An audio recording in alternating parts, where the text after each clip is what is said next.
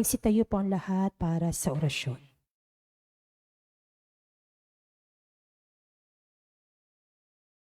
Sa ngalan ng Ama at ng Anak at ng Espiritu Santo, Amen.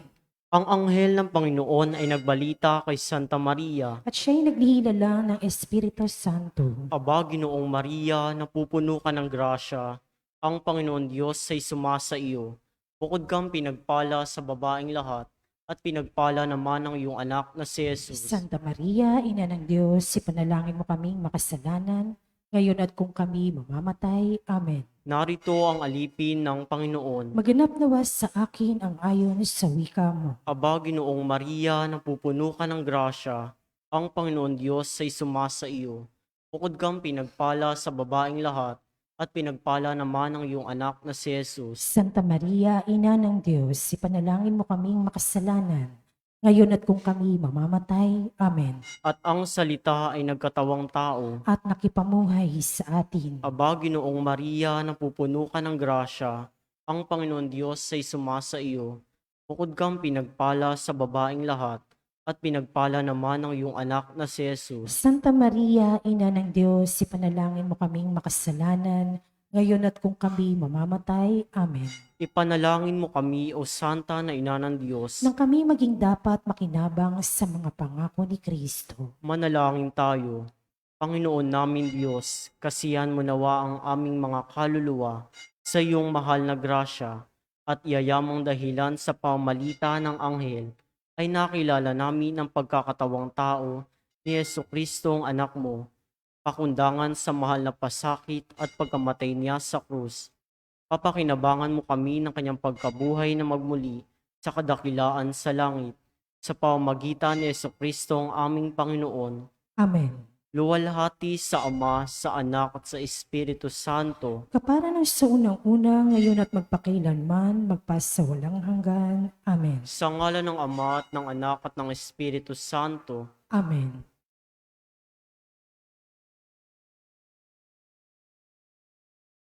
At ang mamumuno po sa ating banal na pagdiriwang ngayon ay ang ating pambutihing kura paroko, Reverendo Padre Douglas D. Badong.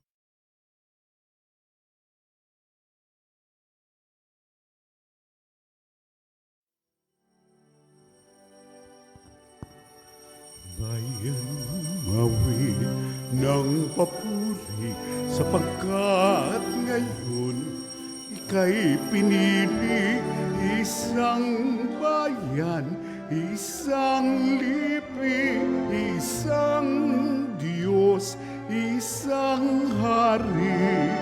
Bayan mawin ng papuri, bayan mawi ng papuri. Mula sa ilang ay tinawag ng Diyos, bayang nagalag, inangkin ng lubos, pagkat kailan may di pababayaan, minamahal niyang kawan. Bayan awit ng papuri sapagkat ngayon ika'y pinili, isang bayan, isang lipi, isang Diyos, isang hari. Bayan mawit ng papuri, bayan mawi ng papuri.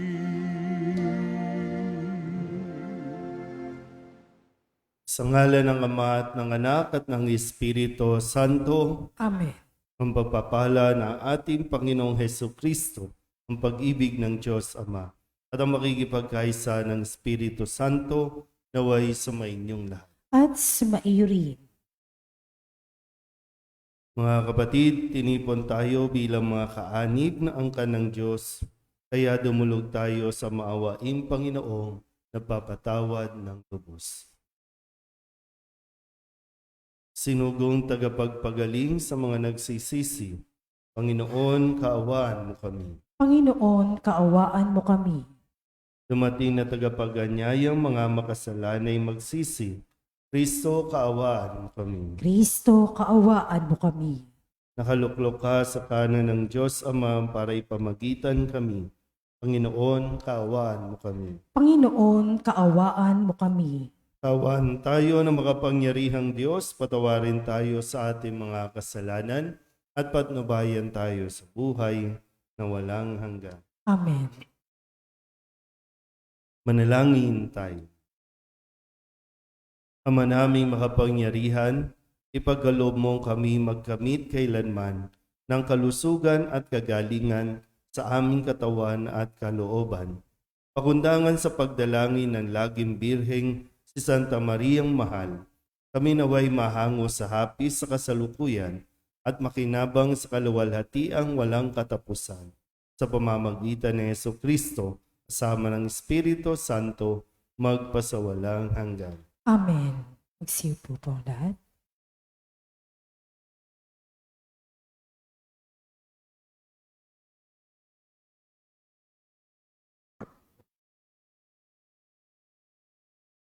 Pagbasa mula sa aklat ni Jose. Noong mga araw na iyon, sinabi ni Jose sa mga tao, "Kaya naman ngayon, sambahin ninyo ang Panginoon at paglingkuran ni siya ng tapat. Kalimutan na ninyo ang mga Diyos-Diyosang dating sinamba ng inyong mga ninuno sa Mesopotamia at sa Ehipto. Ang Panginoon lamang ang paglilingkuran. At kung ayaw ninyong maglingkod sa Panginoon, sabihin ninyo kung kanino kayo maglilingkod, sa Diyos-Diyosang sinamba ng inyong mga ninuno sa Mesopotamia o sa mga Diyos-Diyosa ng mga Amoreyo na sinamba dito sa lupaing inyong tinatahanan. Ngunit ako at ang aking angkan ay sa Panginoon lamang maglilingkod." Sumagot ang bayan, "Wala kaming balak na talikuran ang Panginoon at maglingkod sa mga Diyos-Diyosan. Ang Panginoon namin, ang Diyos ang siyang humango sa atin sa pagkaalipin sa Ehipto. Nasaksiyan din namin ang mga kababalaghang ginawa niya upang tayo'y maingatan saan man tayo mapadako at mailigtas sa mga kaaway na ating nadaanan. Pagdating natin, pinalayas niya sa lupaing ito ang mga Amoreyo, ang lahing nakatira dito. Kaya't kami rin ay sa Panginoon maglilingkod. Siya ang ating Diyos." Muling nangusap si Jose sa bayan, "Hindi kayo makapaglilingkod sa Panginoon, sapagkat siya'y isang Diyos na banal at ayaw na nahahating paglilingkod.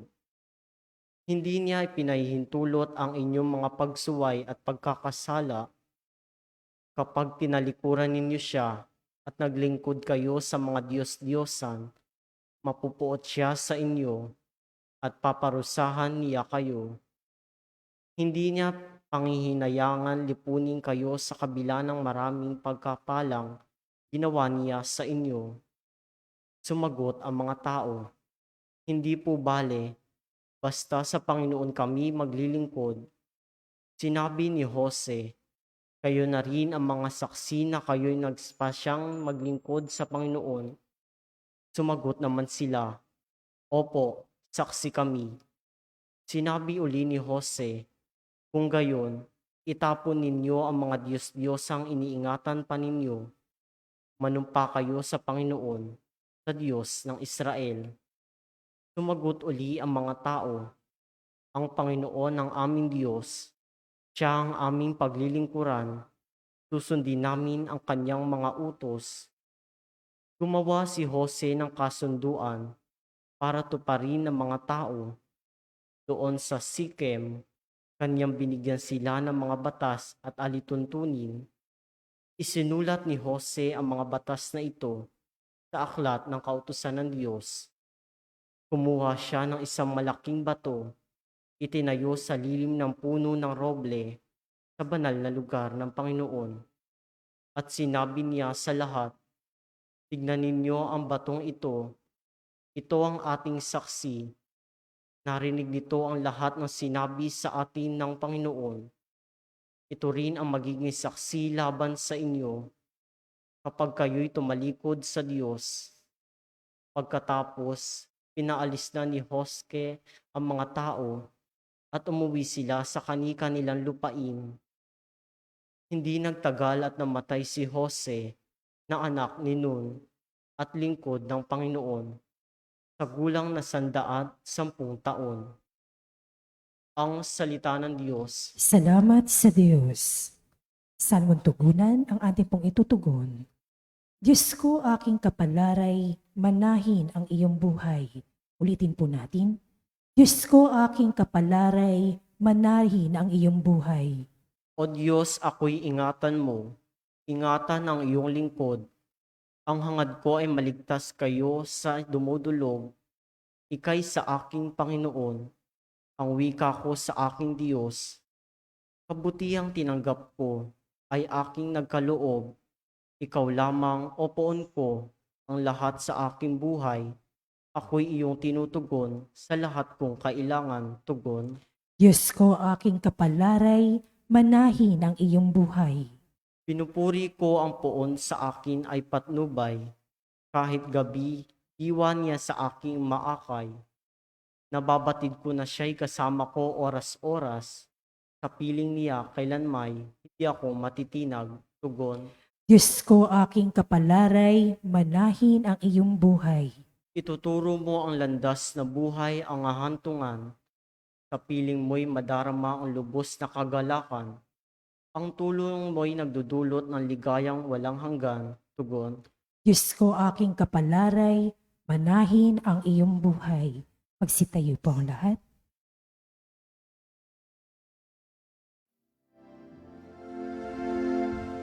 Hallelujah, hallelujah, hallelujah. Purihin ang Diyos, hallelujah.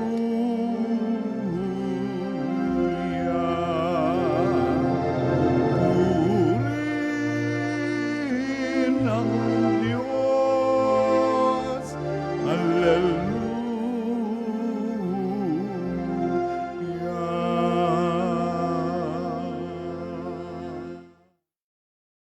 Sumainyo ang Panginoon. At sumaiyo rin. Ang mabuting balita ng Panginoon ayon kay San Mateo. Papuri sa iyo, Panginoon.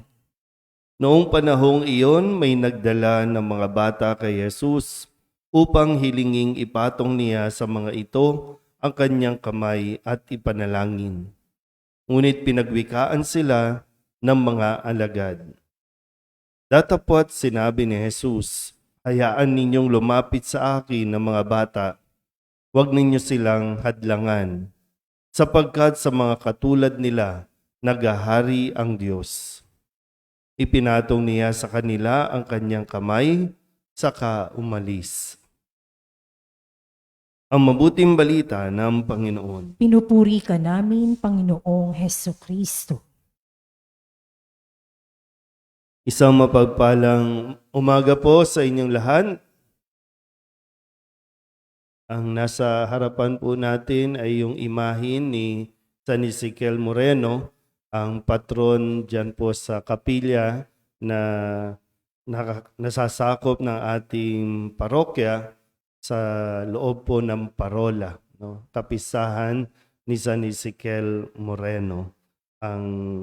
Siya po yung isang obispo at sinikap na kumbaga maging tagapamagitan, no? Mailapit ang mga tao patungo sa Diyos. Yun kanya pong naging paglilingkod kung saan atin ding narinig sa ating unang pagbasa na kailangan tayong manatiling naglilingkod sa Diyos kung ito ang ating magiging desisyon.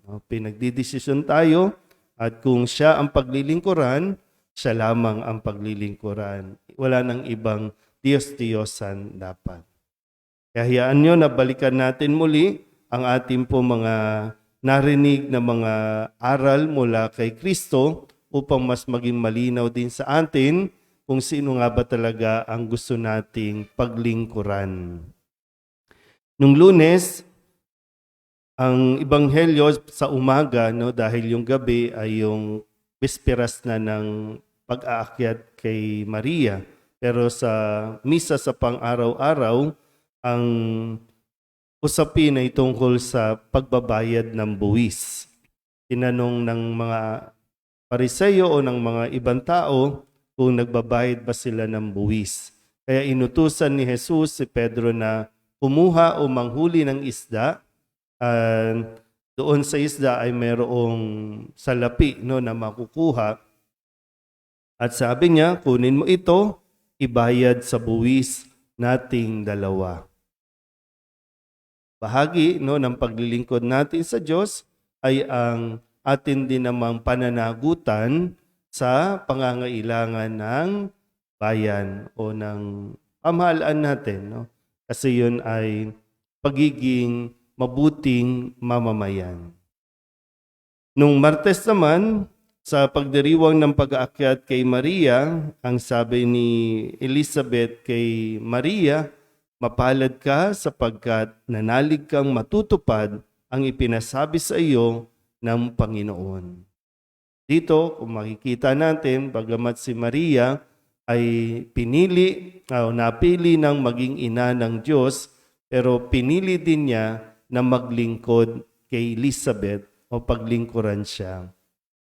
Nung Miyerkules naman, ang tanong ng karamihan, kung magkasala sa iyo ang kapatid mo, puntahan mo siya at kausapin ng sarilinan. Ano ang dapat gawin? Kung maalala niyo po yung proseso, kausapin mo muna ng sarilinan, pagkatapos kung hindi makinig, magsama ka pa ng iba, kung hindi pa rin makinig, idulog mo na sa buong konseho o sa simbahan. Kung hindi pa rin makinig, nagawa mo na ang responsibilidad mo. Pero kung makikinig siya, mapapanumbalik natin siya sa Panginoon. Nung Huwebes naman, kung sa usapin ng pagpapatawad, ang tanong ni Pedro, ilang beses ko po bang patatawarin? Ang sagot ni Jesus, hindi ko sinasabing 7 beses o makapito, kundi 7 ulit panito. Yung hanggang kailan, hanggang ilan, kapag humingi ng tawad, patawarin. Dahil hindi natin mapapatawad ang isang bagay kung hindi naman hinihingi ng tawad. At kahapon, Biyernes, ang sabi po, tungkol naman sa usapin ng pag-aasawa o diborsyo, dahil sa katigasan ng inyong ulo, kaya ipinahintulot ni Moises na hiwalayan ninyo ang inyong asawa, subalit hindi gayon sa pasimula. Yung kasagraduhan ng pag-aasawa. Kailangan itong pinaghahandaan, pinag-uusapan, hindi ito basta-basta na lang gagawin. Kasi bilang mag-asawa, ibig sabihin, sabay na kayo na maglilingkod sa Panginoon. Mailalapit dapat yung mga mag-asawa, mas mailalapit ninyo ang isa't isa sa patungo sa Diyos. Kaya nga kung minamahal mo ang iyong asawa, pinaglilingkuran mo siya, pinaglilingkuran mo na rin ang Panginoon. Para laging gano'n, no? Kaya ka nagiging mabuti, gumagawa ng mabuti, kaya ka nagpapakabuting asawa, ay dahil ito ang paglilingkod na nais mo ring maibigay sa Panginoon. Kaya napaka-crucial po na magiging desisyon ng mag-asawa sa pamilya. Kasi kung ngayon, ang sabi ni Kristo, hayaan ninyong lumapit sa akin ang mga bata, huwag ninyo silang hadlangan. So yung ating po mga nagiging desisyon, kailangan din natin suriin mabuti. Kung ito po ba ay nakakatulong sa mga bata na mapalapit sila sa Diyos o mapalayo sila sa Diyos. Hindi tayo pwede maging selfish o sarili lang natin ang iisipin natin. Kaligayahan lang natin ang iisipin natin. Kundi laging isa sa alang-alang ngayon kung ano ang magiging impluensya natin sa mga bata. Buti dito, no? May mga bata tayo, mga sakristan, dinadala ng inyong ng mga magulang. Pero iilan lang ito sa dami ng mga bata dito sa lugar natin. Kagabi, no, alas 11 na, naglalaro pa ang mga bata. Nasa kalye. Nandyan pa, minsan nagmumurahan pa. So, nasaan ang mga magulang? Ginagampanan ba ng mabuti ang kanilang mga responsibilidad? Kasi hindi na nga natin nadadala sa simbahan, napapalayo pa natin sila sa simbahan. At huwag niyong hayaan na parang okay na lang na hayaan mo na sila kasi lumalaki naman na, okay na yan. Tandaan niyo, mananagot po tayo sa Diyos. Isa man sa mga bata ang mapalayo sa Diyos, tayo po ang mananagot niyan. Lalo tigid ang mga magulang. Sana po, pag-ingatan natin na mabuti ang ating po mga binibitawang mga salita, ang mga naririnig nila mula sa atin. Maging conscious lang lagi, no? Kasi sa panahon ngayon ng social media, lahat napapanood na nila. Wala nang censorship, wala nang humahadlang o nagmo-monitor sa mga bata dahil mas maraming magulang ang tamad, mas maraming magulang ang hindi gumaganap ng kanilang pagkamagulang. Ano po, no? Kung hindi man tayo ang dahilan ng paglapit ng mga bata at patungo sa Diyos, sana hindi po tayo ang dahilan ng kanilang paglayo sa Diyos. Amen?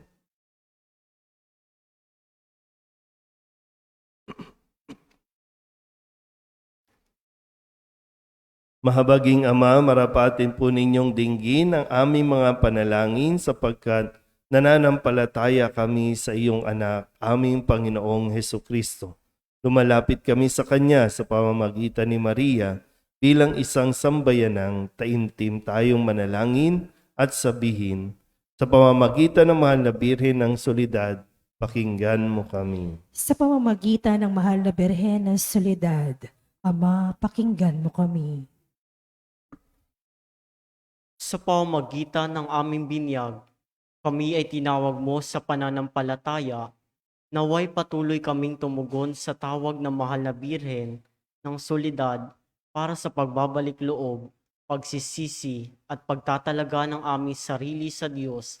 Manalangin tayo. Sa pamamagitan ng mahal na Birhen ng Soledad, Ama, pakinggan mo kami. Ama, idinudulog namin sa iyo ang mga pinuno ng aming pamahalaan. Ipagkaloob mo po sa kanila ang katapatan sa paglilingkod at naway kumilos sila para sa kaibubuti ng sambayanang Pilipino, lalo na ang mga nagugutom at naghihirap. Manalangin tayo. Sa pamamagitan ng Soledad, Ama, pakinggan mo kami. Ama, inilalapit namin sa iyo ang aming parokya, ang Nuestra Señora de la Soledad, at ang mga samahan na bumubuo nito, gayon din ang Arkidiocese ng Maynila at ang Simbahang Katolika sa bawat sulok ng mundo. Gawin mo kaming masigasig na makibahagi sa mga gawain ng simbahan, maging bukas palad sa pag-aalay ng sarili sa gawa at panalangin, at mamunga nawa ang lahat ng ito ng kabanalan, hustisya at kapayapaan. Manalangin tayo. Sa pamamagitan ng mahal na Birhen ng Soledad, Ama, pakinggan mo kami. Si Jesus ay nananatili sa ating piling sa Santisimo Sakramento, kaya kami po ay nananalangin para sa bukasyon, sa pagpapari upang patuloy naming matanggap ang pagpapapala ng Eukaristiya na sentro ng Kristiyanong pamumuhay. Manalangin tayo. Sa pamamagitan ng mahal na Birhen ng Soledad, Ama, pakinggan mo kami. Ipinakita ni Jesus ang kanyang pagmamalasakit sa mga may sakit, kaya't natatangi naming hiling Nalingapin mo at palakasin ang mga kapatid naming may karamdaman at nanghihina. Manalangin tayo. Sa pamamagitan ng mahal na Birhenes Soledad, Ama, pakinggan mo kami. Idinadalangin namin ang lahat ng mga kapatid naming yumauna. Patawarin ang kanilang kasalanan at gantimpalaan sila ng tahanan sa langit. Manalangin tayo. Sa pamamagitan ng mahal na Birhenes Soledad, Ama, pakinggan mo kami. Bilang ina, ipinakita ni Maria ang mga mabubuting katangian, lalo na ang katapatan, pagpapakumbaba, pagsunod at kalinisan upang hindi maging hadlang sa misyon ng kanyang anak. Kaya itinataas namin sa iyo ang mga kababaihan at mga ina ng tahanan na pagkalooban mo sila ng puso tulad ng kay Maria at maging inspirasyon nawa sila ng aming pamayanan at ng bawat mag-anak. Manalangin tayo. Sa pamamagitan ng mahal na Birhenes Soledad, Ama, pakinggan mo kami. Ang lahat ng ito iniling namin sa ngalan ni Kristong aming Panginoon. Amen. Magsiupo po ang lahat.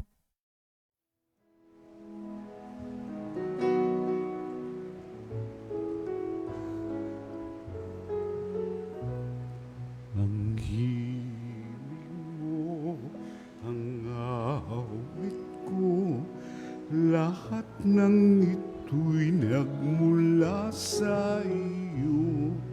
Muling ihahandog sa iyo, buong puso kong inaalay sa iyo.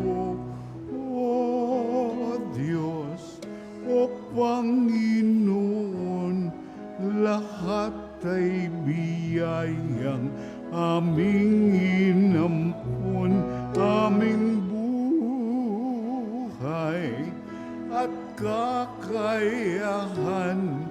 Ito'y para lamang sa iyong kaluwalhatian.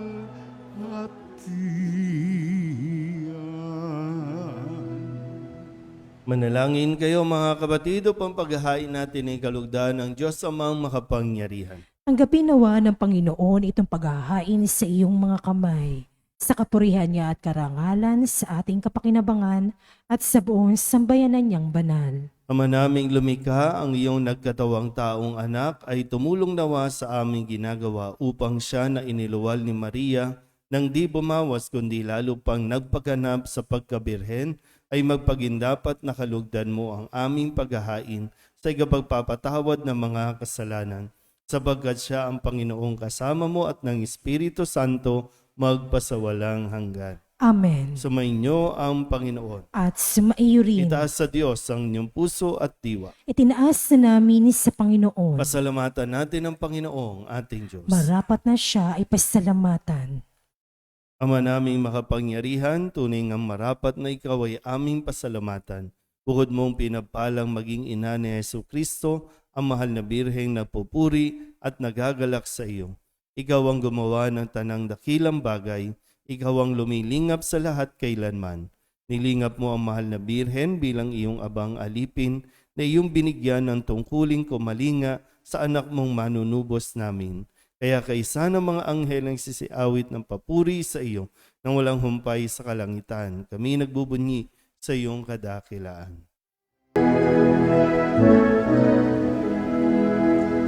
Santo, Santo, Santo, Panginoong Diyos na makapangyarihan, napupuno ang langit at lupa ng kaluwalhatian mo.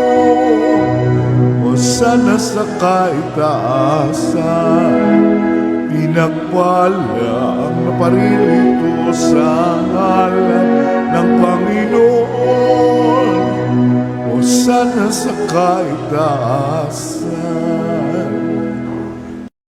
Ama naming banal, ikaw ang bukal ng tanang kabanalan, kaya't sa pamamagitan ng iyong Espiritu, gawin mong banal ang kaloob na ito upang para sa aming maging katawan at dugo ng aming Panginoong Jesucristo. Bago niya pinagtiis ang kusang loob na maging handog, hinawakan niya ang tinapay, inasalamatan kaniya, Pinaghati-hati niya iyon, iniabot sa kanyang mga alagad at sinabi, "Tanggapin ninyong lahat ito at kanin, ito ang aking katawan na ihahandog para sa inyo."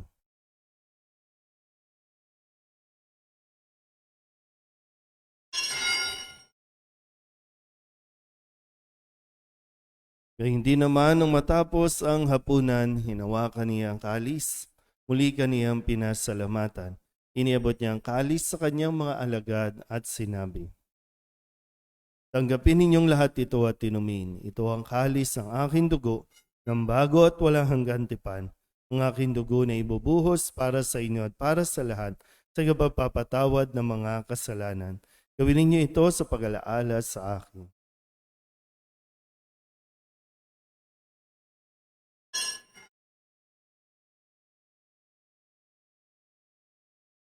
Ipagbunyi natin ang misteryo ng pananampalataya. Si Kristo'y namatay, si Kristo'y nabuhay, si Kristo'y babalik sa wakas ng panahon. Ama, ginagawa namin ngayon ang pag-alaala sa pagkamatay at muling pagkabuhay ng iyong anak, kaya tiniaalay namin sa iyo ang tinapay na nagbibigay buhay at ang kalis na nagkakaloob ng kaligtasan. Kami nagpapasalamat dahil kami iyong minarapan na tumayo sa harap mo para maglingkod sa iyo. Isinasamo namin kami magsasalo-salo sa katawan at dugo ni Kristo ay mabuklod sa pagkakaisa sa pamamagitan ng Espiritu Santo. Ama, lingapin mo ang iyong simbahang laganap sa buong daigdig. Puspusin mo kami sa pag-ibig kay San Francisco na aming Papa at ni Jose na aming Obispo at ng Tanang Kaparian. Alalahanin mo rin ang mga kapatid naming nahimlay na may pag-asang sila'y muling mabubuhay, gayon din ang lahat ng mga pumanaw. Tawaan mo sila at patuloyin sa iyong kaliwanagan. Tawaan mo at paginapating kaming lahat na makasalo sa iyong buhay na walang wakas. Kaysa ng mahal na Birhen Maria na ina ng Diyos, ng kabiyak ng puso niyang sa San Jose, kaysa ng mga apostol at ng lahat ng mga banal na namuhay dito sa daigdig ng kalugod-lugod sa iyo. May pagdiwang nawa namin ang papupuri sa ikararangal mo sa pamamagitan ng iyong anak na aming Panginoong Heso Kristo.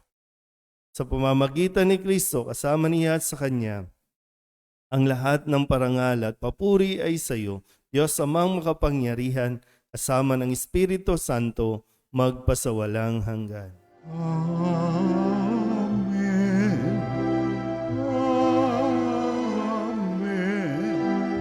Amen. Amen.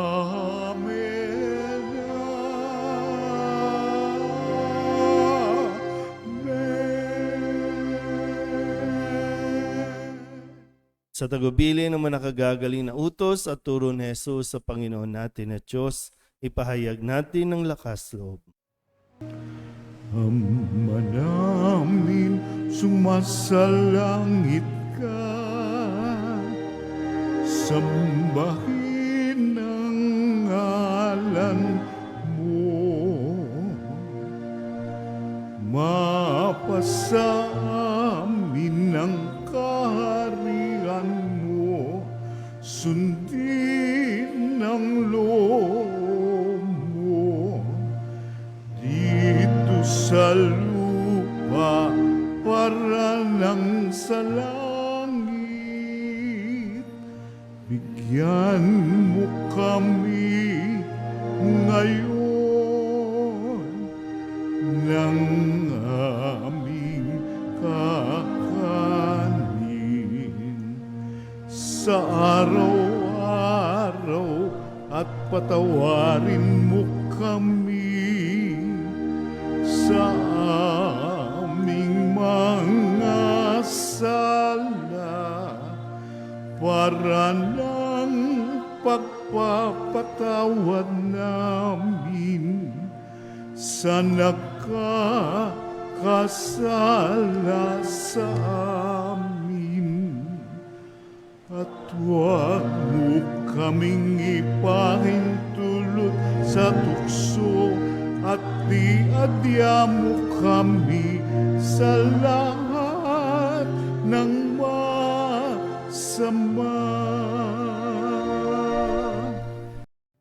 Inihiling namin kami iadiha sa lahat ng masama, pagkalooban ng kapayapaan araw-araw, iligtas sa kasalanan at ilayo sa lahat ng kapahamakan, samantalang aming pinananabikan ang dakilang araw ng pagpapahayag ng tagapagligtas naming si Jesu Kristo. Sapagkat iyo ang kaharian at ang kapangyarihan at ang kapurihan magpakailanman. Amen. Panginoong Hesu Kristo, sinabi mo sa iyong mga apostol, kapayapaan ang iniiwan ko sa inyo, ang aking kapayapaan ang binibigay ko sa inyo. Tunghayan mo ang aming pananampalataya at huwag ang aming mga pagkakasala.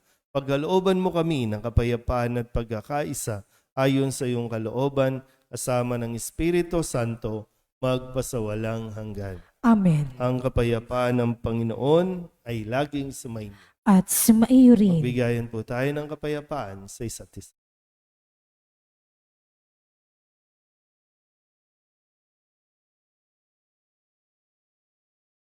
Kordero ng Diyos na nag-aalis sa mga kasalanan ng sanlibutan, maawa ka sa amin. Kordero ng Diyos na nag-aalis sa mga kasalanan ng sanlibutan, maawa ka sa amin. Kordero ng Diyos na nag-aalis sa mga kasalanan ng sanlibutan, ipagkaloob mo sa amin ang kapayapaan. Magsiluhod po lahat.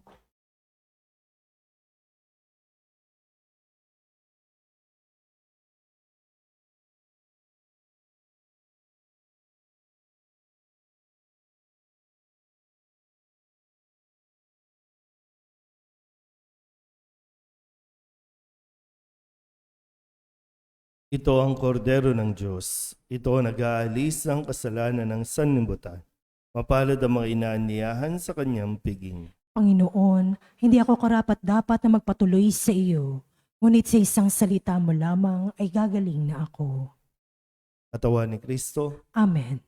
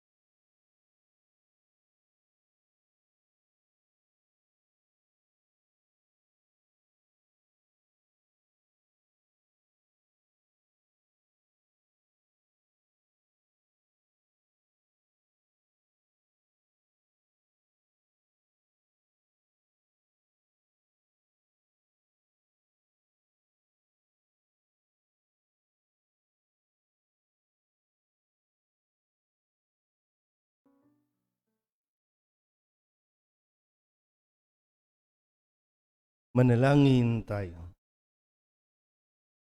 Ama namin mapagmahal, sa pagsasalo namin sa banal na pakikinabang, ang iyong kagandahang loob ay aming hinihiling upang ang pagpaparangal namin sa mahal na Birhen at pagtulad namin sa Kanya ay magpagindapat na aming paglingkuran ang pagganap sa kaloob mong kaligtasan sa pamamagitan ni Jesucristo kasama ng Espiritu Santo magpasawalang hanggan. Amen. Sumainyo ang Panginoon. At sumaiyo rin. At pagpalain kayo ng makapangyarihang Diyos, Ama at Anak at Espiritu Santo. Amen. Tapos ng banal na misa, humayo tayo sa kapayapaan ni Kristo. Salamat sa Diyos. Salve Regina, Mater Misericordiae, vita dulcedo, et spes nostra salve. Ad reclamamus, exulis pilieve, ad te suspiramus, gementes et plentes, in hac lacrimarum vale. Ea ergo advocata nostra, ilios tuos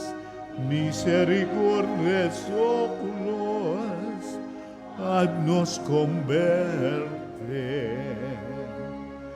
Eria Jesum benedictum fructum ventris tui, nobis quos hoc exilium ostende. O clemens, o pia,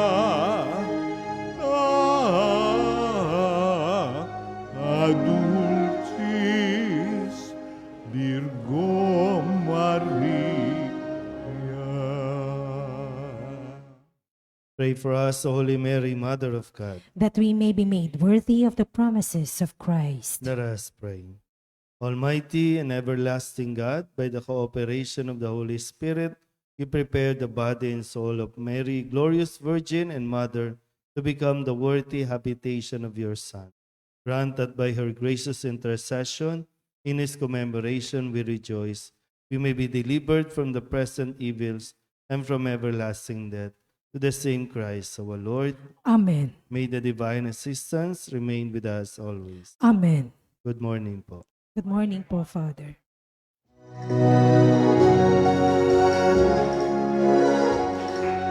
Nuestra Señora de Soledad, inang mapagtiis ng mga hirap, nagbata ng pasakit, dahil sa Diyos na atas, o dakila ka, Nuestra Señora de Soledad, mula sa sinapupunan hanggang sa kamatayan. Si Jesus ay sinubaybayan bilang isang inang tunay, kami sana'y huwag magbabayan. O ina ng aming buhay, kami rin ayarin mo, mga anak mong minamahal.